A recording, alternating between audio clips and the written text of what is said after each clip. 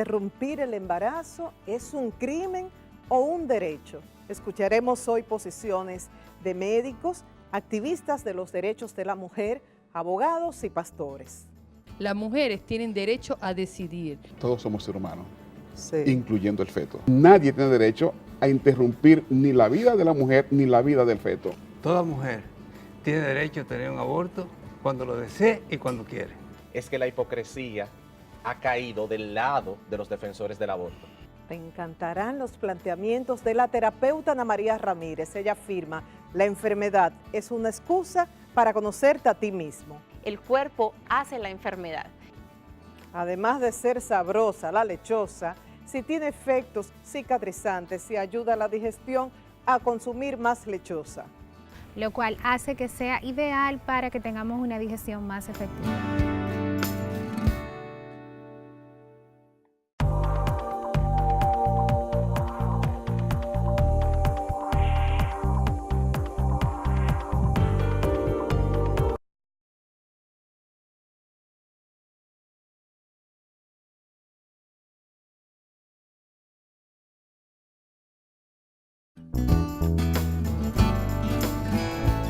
Interrumpir el embarazo en determinadas situaciones, cuando la vida de la madre está en riesgo, cuando las condiciones del feto son incompatibles con la vida, o cuando ese ser es el resultado de incesto, de una violación, ¿es un derecho o es un crimen?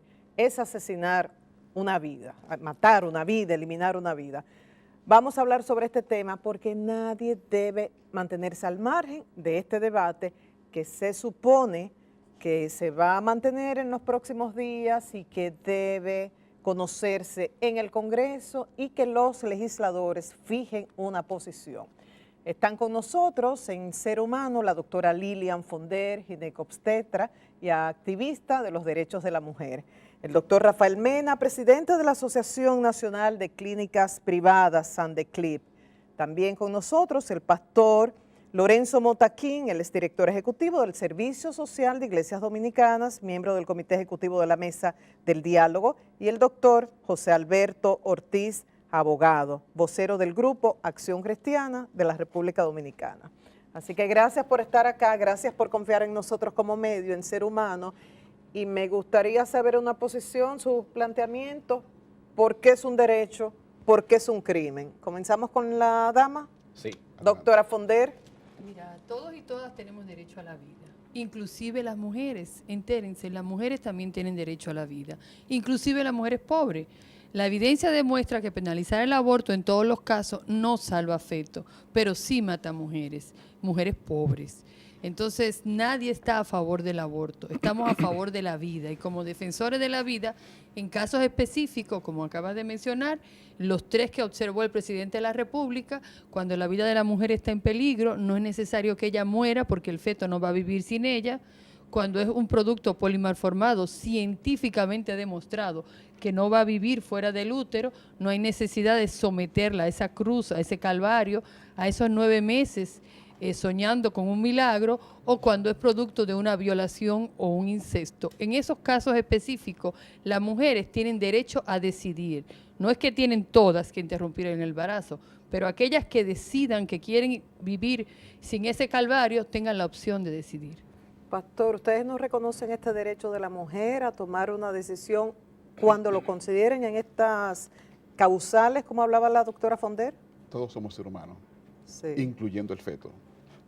Cuando existe ese momento de la concepción, ahí hay un ser humano, ahí hay una vida que tiene también derecho. Y precisamente esa vida que está en formación tiene tanto derecho a ser defendido, tanto por la madre, por el padre, por el médico y por todos los que intervienen.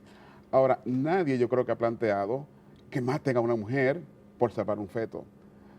La vida de la mujer es tan importante como la del feto. Lo que ha pasado es que se ha utilizado este mecanismo para generar miles de abortos de una manera indiscriminada y eso es una violación. Para nosotros, los que creemos en la palabra de Dios, sabemos que nadie tiene derecho a interrumpir ni la vida de la mujer ni la vida del feto. ¿Y en qué Ahora, ustedes se basan cuando dicen que se está utilizando este mecanismo para generar miles de abortos de pero manera eso está indiscriminada? ocurriendo permanentemente y lo vemos todos los días en muchísimos lugares, no solamente aquí, en muchísimas partes del mundo, que hay clínicas que se dedican a practicar aborto indiscriminadamente. Y por esas razones es que vemos tantas jovencitas de 12, 13, 14 años embarazadas, porque es tan fácil abortarlo, porque no hay ningún problema con eso. Entonces, el individuo que la embaraza no tiene ninguna responsabilidad. Esa criatura formada que no puede defenderse, entonces es la que finalmente termina pagando la consecuencia. Y eso también crea un ambiente de irresponsabilidad social. ¿Qué usted piensa, doctor Mena, ante lo planteado por el pastor, de que esto es una ventana a permitir el aborto de una manera indiscriminada y que ese ser, ese feto, es un ser humano también que merece ser defendido? Mire, yo tengo una opinión totalmente diferente a la expresada hasta ahora. Yo pienso que toda mujer tiene derecho a tener un aborto cuando lo desee y cuando quiere. Y que Más allá de las 3 causales. Claro que sí. Eso es una concesión a la Iglesia Católica que están haciendo ahora con esas concesiones. La mujer tiene derecho a tener un aborto cuando ella lo desea, cuando ella lo quiere y cuando ella lo decida. Porque la que va a mantener el muchacho, la que lo va a criar es la mujer. Y generalmente eso se ve como algo espiritual. No es verdad. El deseo sexual es uno de los placeres de la gente, y de la mujer y del hombre.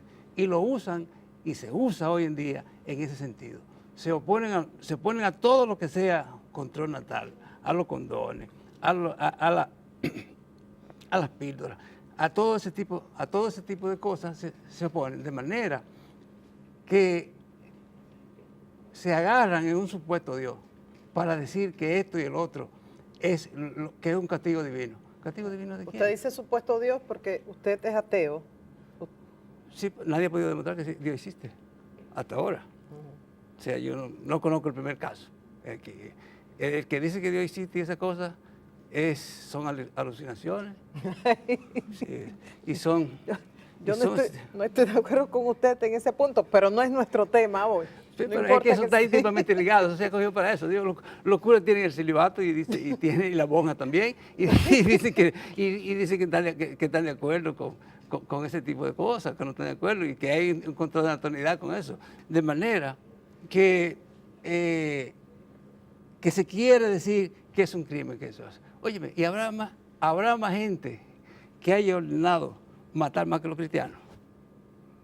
Los cristianos han matado y se han llevado a todo el mundo donde ellos le toque, desde su Deuteronomio. Usted se le olvidó eso porque no sabe. Claro. Y ahorita le estoy hablando de Pablo de Tarso, el rey romano, agente secreto de la policía, que se hizo bastante famoso. O sea, de manera que yo creo que esos son todos argumentos falsos. ¿Qué usted piensa, doctor? ¿Esto es una hipocresía? ¿Estos son argumentos falsos?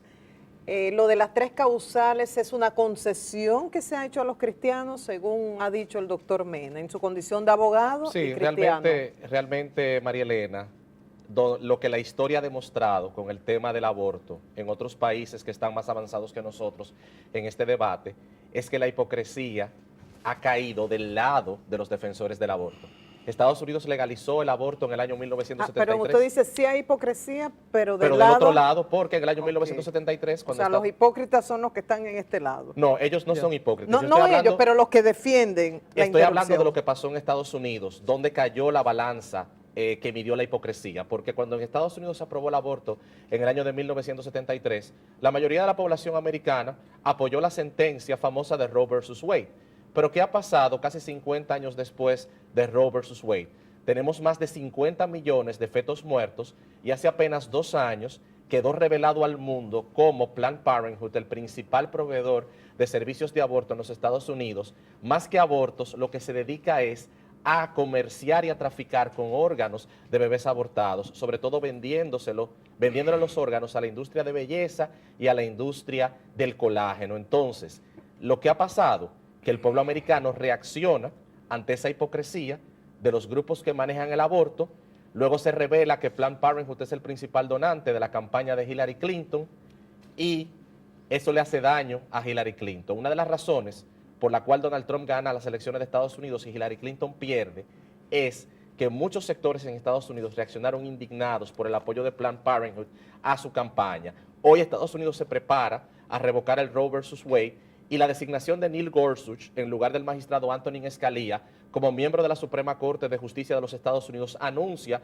que Estados Unidos se prepara a revocar el Roe versus Wade y el pueblo americano, por lo menos 65 millones de electores que llevaron a Donald Trump a la presidencia, dicen que están de acuerdo con que Roe versus Wade sea revocado. O sea, casi 50 años después, el pueblo americano está diciéndole al mundo, nos equivocamos legalizando el aborto. Entonces, ¿por qué nosotros vamos a transitar el mismo camino? Y yo quiero agregar 10 segundos más, María Elena, porque no me puedo quedar callado cuando el doctor dice que nadie ha matado más que los cristianos. Doctor, yo creo que si sumamos los muertos de Hitler, los muertos de Mao Zedong, los muertos de Lenin, los muertos de Stalin en los gulags rusos, creo que le ganan 20-1 a los muertos de la Inquisición católica, lo cual no le aplica al doctor ni a mí porque nosotros como protestantes no tenemos vela en ese entierro, pero yo creo que los regímenes ateos han llevado más muerte a sus naciones que los regímenes católicos, los regímenes evangélicos u otro tipo de sistema.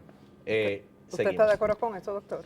Contabilizando estas muertes. No, parece que él es hitleriano de cabo a rabo. Porque, No, sí, claro, porque, no, usted no puede deducir eso, doctor, sí, tampoco que diga. O sí, sea, es lo que dice la historia. Los 20, solamente Stalin tiene en su cuenta 20 millones de muertos. Pero Hitler tiene más de 20 millones de muertos.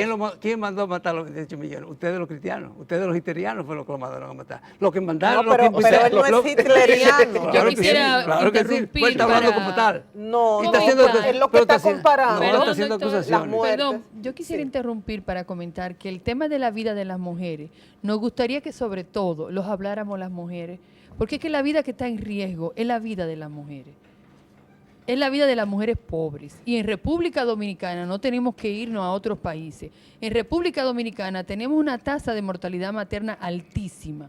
Y muchas de ellas porque no se interrumpe el embarazo, porque hay que darle la posibilidad a que Dios o a que la naturaleza o a que la biología termine con la vida porque no se puede evitar interrumpir el embarazo. Pero ustedes- Entonces, en algunos casos específicos, y traigo a colación el tema que se hizo conocido ante todos, porque no todo llega a los medios de comunicación, el caso de Esperancita. Esperancita es una adolescente de 16 años que tiene cáncer y no se le da tratamiento porque hay que esperar que tenga 12 semanas. Porque el Comité de Bioética decide que tiene que tener más de 12 semanas antes de darle tratamiento, porque el tratamiento podría generar un aborto. Y no se le da el tratamiento. Y se llega a dar el tratamiento porque sube a los medios de comunicación. Entonces, en ese momento, el ministro pues toma la decisión de darle el tratamiento de una manera tardía y un tratamiento que afecte menos al feto. ¿Saben cuál es la consecuencia?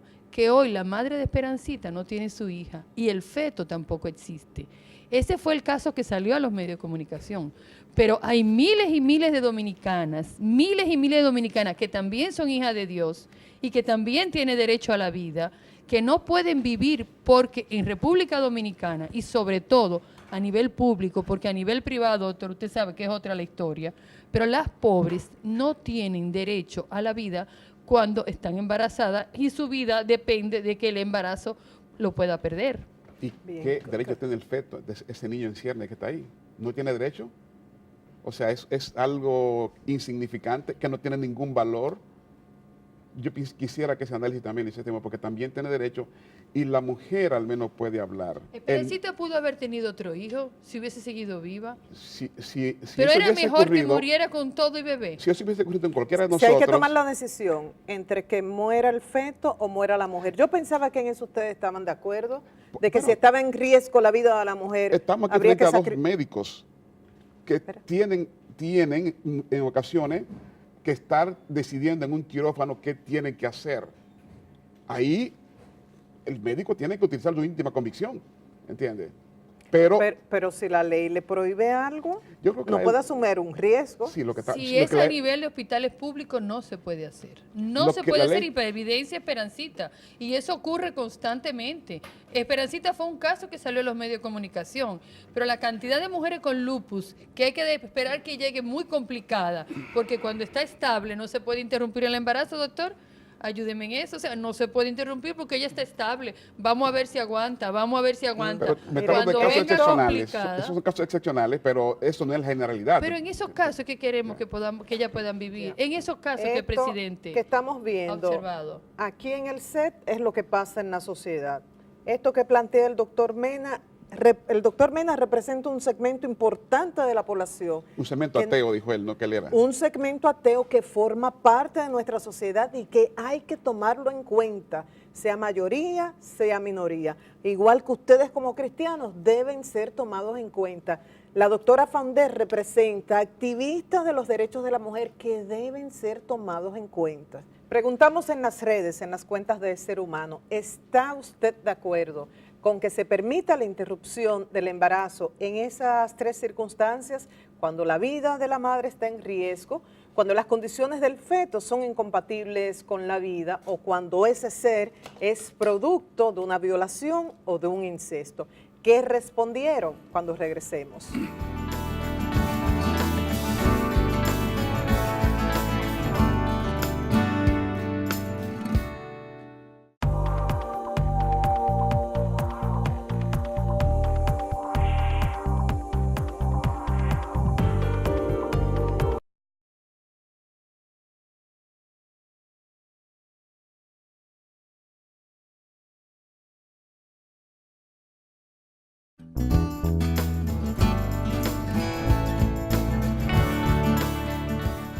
Veamos ahora algunas de las opiniones de las personas que interactuaron a través de nuestras cuentas de Ser Humano sobre su opinión, si debe permitirse o no la interrupción del embarazo en esas circunstancias.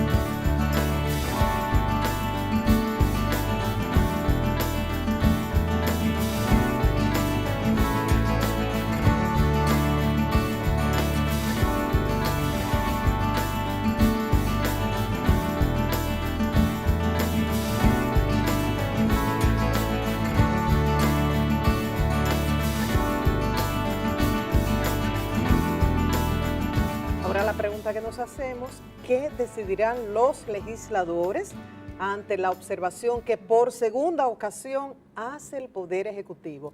Si pasan 2 legislaturas, si los legisladores no toman ninguna decisión, una que comenzó ahora el 27 de febrero, la próxima el 16 de agosto, automáticamente esto se aprueba.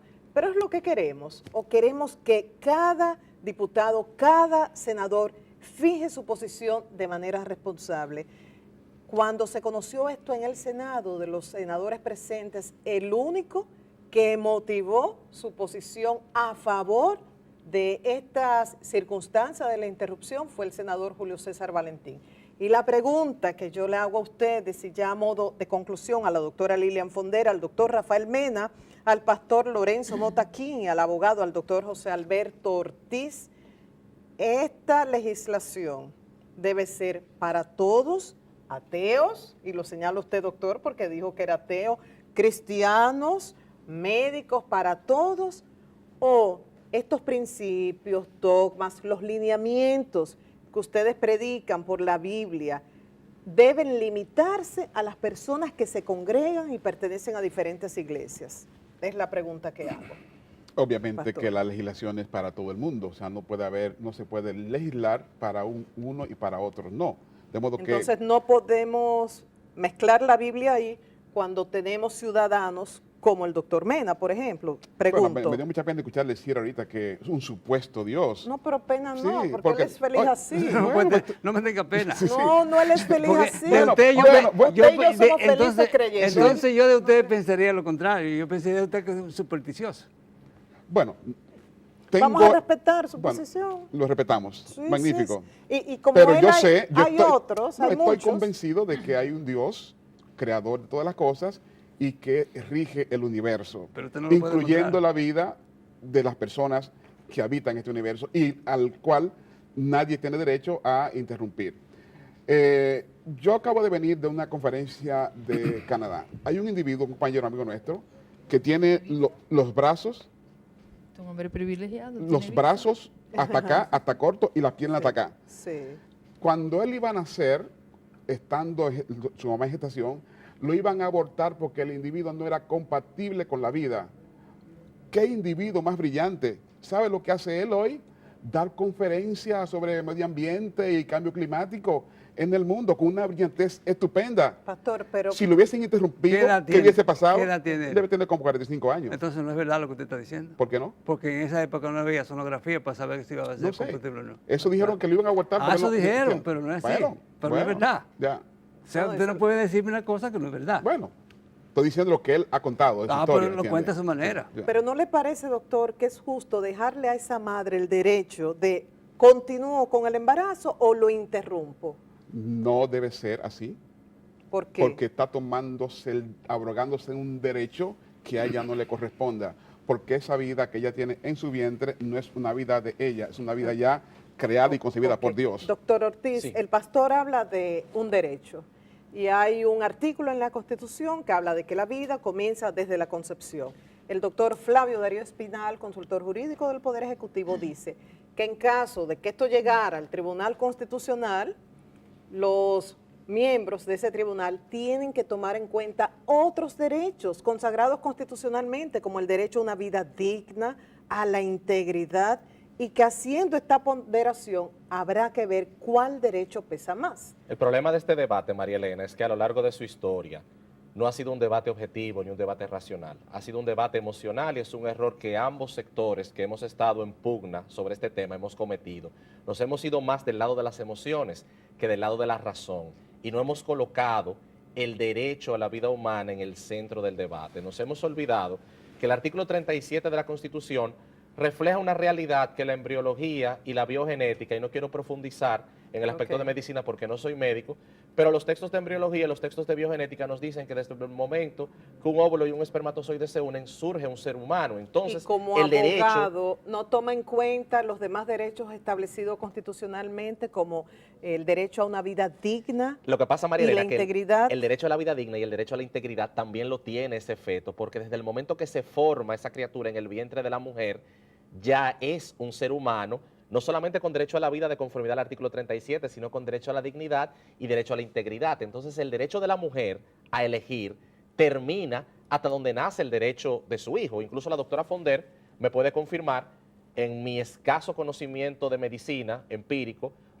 pero lo que tengo entendido es que la placenta, el líquido amniótico y el cordón umbilical no son parte del cuerpo de la mujer. Son órganos que el bebé desarrolla cuando ya surge dentro del vientre. Entonces, estamos hablando de una criatura totalmente distinta a la mujer. Y el derecho de la mujer debe terminar donde comienza el derecho de su hijo que lleva en su vientre. Y esos artículos de la Constitución, no solamente el 37, sino el 38 que habla de la dignidad humana y los demás artículos que hablan del derecho a una vida digna también se le aplican a esa criatura. Entonces, no creo que la intención del legislador cuando redactó la Constitución del año 2010 fue entregarle a la mujer una carta abierta para que en ciertos casos o en todos los casos, como desea el doctor Mena, la mujer pueda disponer de la vida de su hijo. No creo que esa fue la intención del legislador del Doctora año Fonder, 2010. ¿qué piensa de este planteamiento del doctor Ortiz? Mira, realmente el presidente de la República ha sido muy coherente y ha asumido su responsabilidad, y su responsabilidad es reducir la mortalidad materna, proteger la vida de todos y todas, incluyendo la vida de las mujeres pobres. La tasa de mortalidad materna en República Dominicana es la enagua que se le sale al sistema de salud. O sea, tenemos una cifra altísima, mucho mayor que la región. Estamos hablando de 109 por cada 100.000 nacidos vivas. Y muchas de estas muertes se pueden evitar si logramos poder interrumpir el embarazo sin poner en riesgo la vida de las mujeres.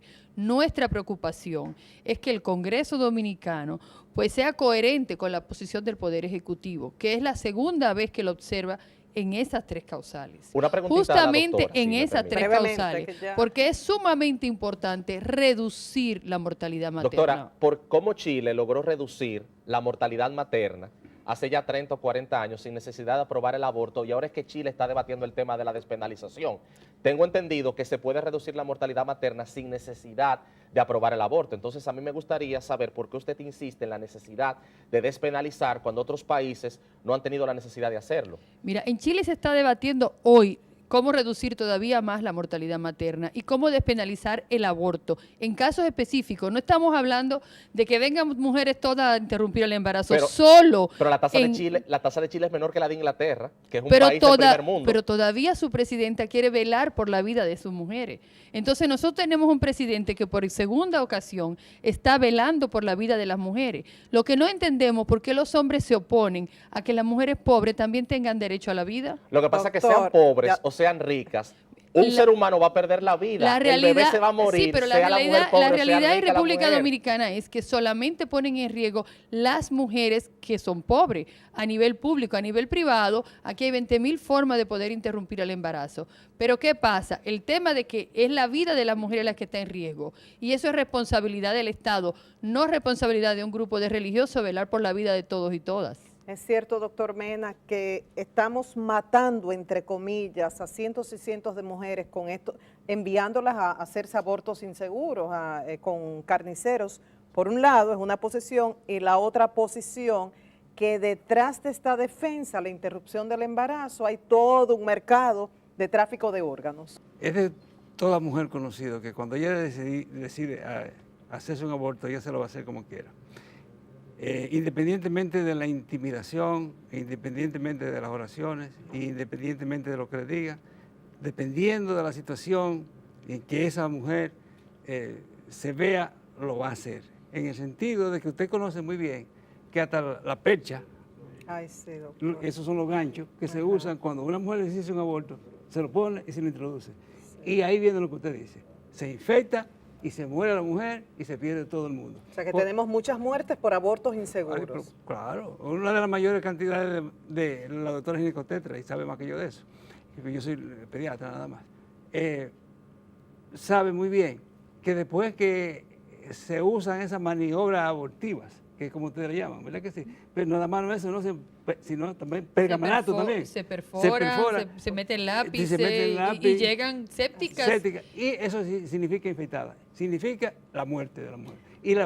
Y esa es una de las mayores cantidades de muertes que la mujer tiene. Si tiene derecho a hacerse un aborto seguro, a la mujer, eso no es que se va a eliminar, pero se reduciría bastante, que como ustedes han dicho aquí, como ha dicho Lilia, precisamente es un asunto de clase. Es un asunto de clase porque el que tiene las facilidades no tiene esos problemas y se lo hace por encima de quien sea. Hay un mercado de órganos detrás de los que promueven la interrupción del embarazo, tal cual explicó hace unos momentos el doctor Ortiz. Yo desconozco esa situación, en la República Dominicana yo lo desconozco totalmente, si es que hay esa situación. Y mire que yo tengo mucho tiempo bregando aquí, pero desconozco eso. Dicen que en Estados Unidos, él hacía mención de que sí lo pasaba, pero Clinton precisamente perdió porque el capital financiero internacional determinó que Hillary, Bibi y esa cuestión iban a perder porque ya no representan sus intereses y es un asunto político, económico, que no tiene nada que ver con una cosa, aparentemente. Podemos seguir horas y horas y no nos vamos a poner de acuerdo. Vamos a agradecer a los doctores, a la doctora Fondera, al doctor Mena, al pastor Mota, al doctor Ortiz, su presencia hoy acá y concluir con que ustedes representan segmentos de la población y ahora la pelota está en la cancha de diputados y senadores. y esperamos que de manera responsable fijen una posición, que no recurran a ese argumento de dejar pasar 2 legislaturas para que automáticamente se apruebe, porque necesitamos legisladores que nos representen con responsabilidad. Gracias por la confianza en el medio y cuando regresemos, la relación entre emociones y enfermedades.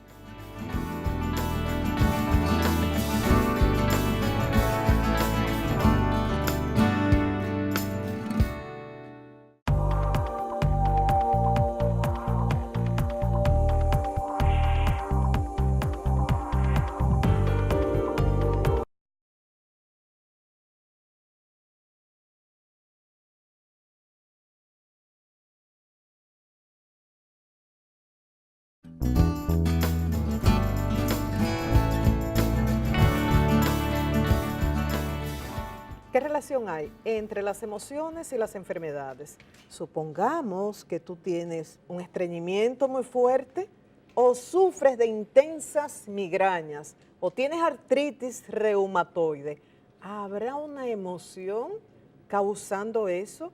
Si te haces consciente de esta emoción, pero no a nivel intelectual, a otro nivel vivencial, con una terapeuta especialista en la materia, los síntomas podrían comenzar a disminuir y hasta desaparecer.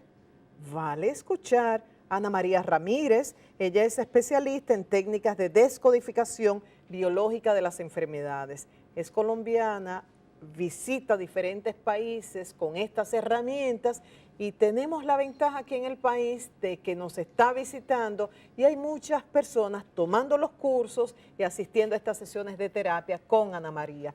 ¿En qué consiste? Muy buenas noches, gracias por estar acá en Ser Humano. Buenas noches, María Elena, muchas gracias por la invitación. Hablamos de descodificación biológica de las enfermedades. ¿Cómo nos puedes explicar esto en un lenguaje sencillo que todos podamos entender? Claro que sí. La descodificación biológica es una nueva manera de ver al ser humano. Es un nuevo paradigma sobre la enfermedad y sobre la salud, desde el cual se plantea que la enfermedad se instala como un mensaje para decirnos que hay una emoción que vivimos en el pasado, que hubo un evento que para nosotros fue difícil, no expresamos en ese momento cómo nos sentíamos y la emoción queda atrapada en nuestro cuerpo, en nuestro interior. Así que como manera de adaptación, el cuerpo hace la enfermedad y la hace desde la descodificación biológica dependiendo de la función que cumple el órgano, dependiendo de la manera como vivimos el evento.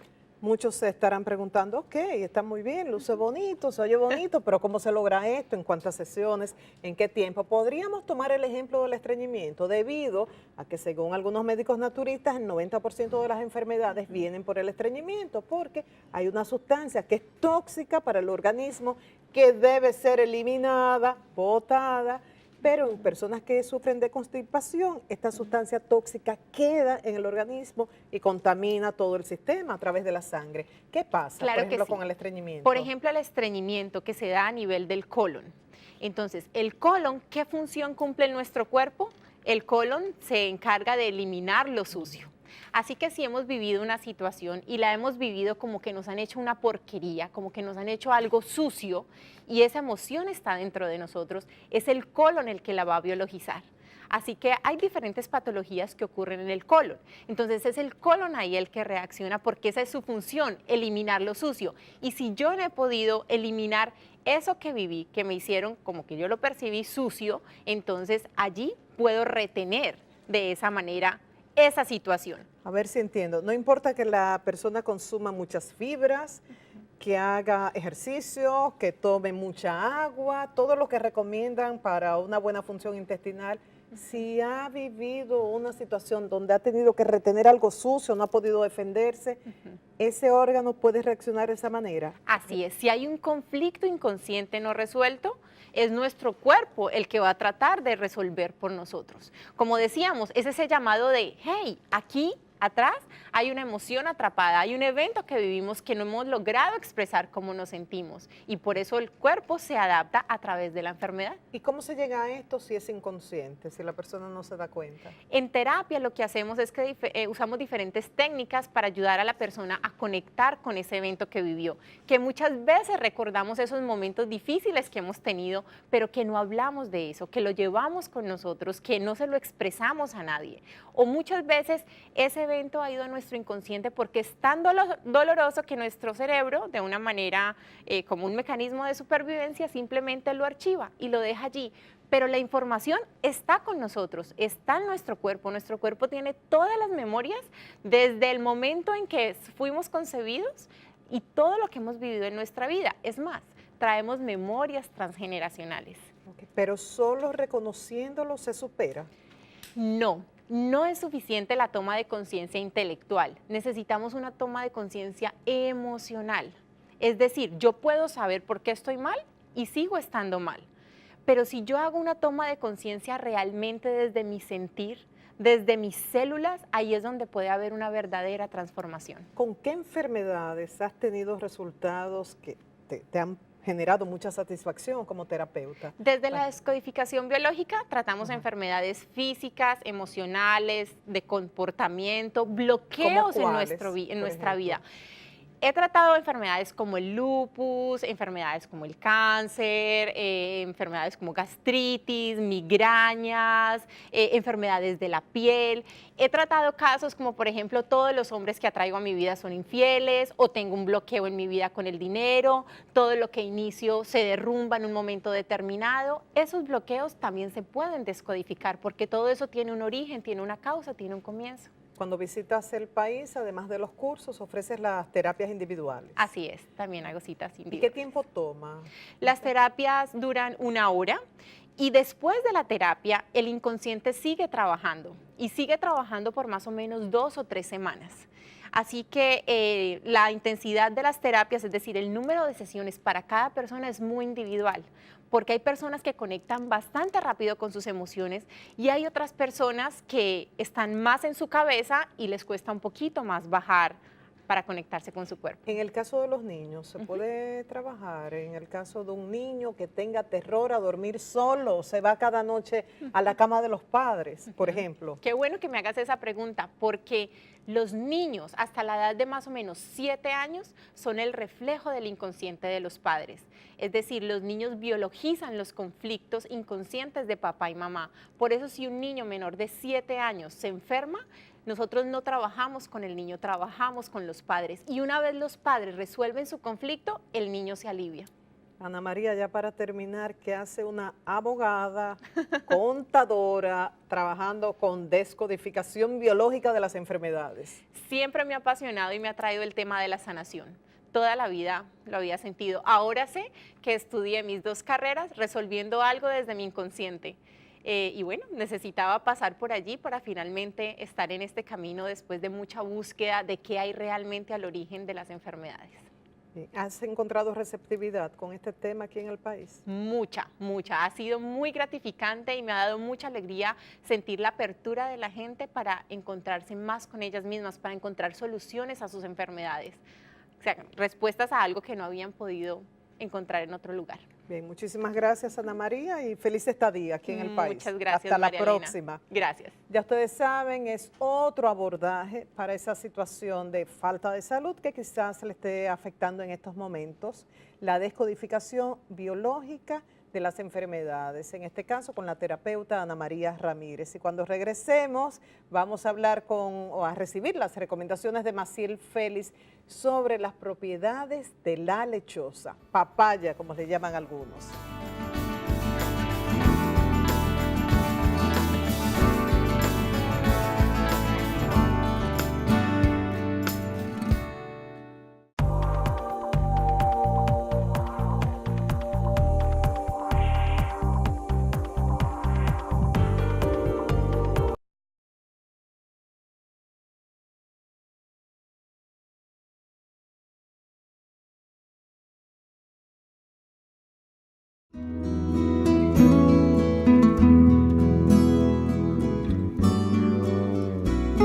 Hola Hola amigos de Ser Humano TV, bienvenidos a una entrega más de su segmento Remedios Caseros. Esta noche vamos a hablar sobre la lechosa.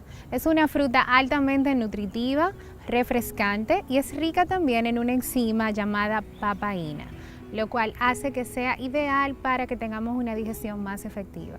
También podemos aplicarla en esas heridas que se nos está haciendo difícil curar. Tomamos un pedazo de la lechosa y simplemente la aplicamos sobre la lesión. Esto es todo por hoy, hasta una entrega más de su segmento Remedios Caseros. Siempre recordamos con mucha gratitud a doña Carmen Madera y estas recomendaciones que ha dejado en su libro Remedios Caseros, y que Maciel Félix, coach de salud, una chef también del área de salud, interpreta para todos nosotros. Y ahora, cuando estemos consumiendo lechosa, hacerlo con la conciencia de que estamos ayudando a nuestro sistema digestivo. También tenemos la tarea de estar más conscientes de nuestras emociones, por este conocimiento de que incide en nuestro estado físico y tiene que ver con algunas enfermedades. Ahí está esta terapia de descodificación biológica de las enfermedades. Y a estar pendiente de la decisión de diputados y senadores en torno a las observaciones del Poder Ejecutivo sobre el código en lo relativo a permitir la interrupción del embarazo. Esto no debe ser ajeno a nosotros y exigirles a ellos como nuestros representantes que asuman una posición con responsabilidad. Gracias por su atención y nos vemos en la próxima entrega de Ser Humano.